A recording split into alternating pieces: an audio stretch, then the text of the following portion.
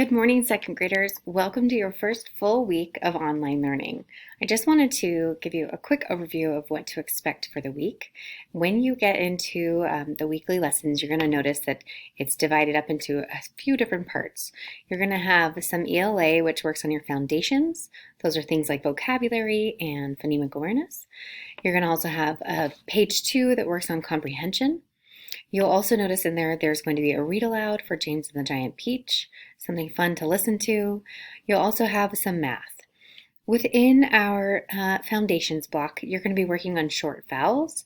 You're going to learn some irregular word reading. You're going to practice your sound by sound reading.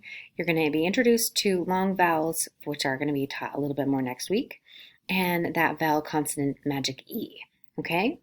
In your comprehension, we're going to be looking at character and setting. You'll also have some handwriting practice in there, as well as some writing complete sentences, because we've got a little bit of work to do with that. Instead of working on phrases, we're working on complete sentences.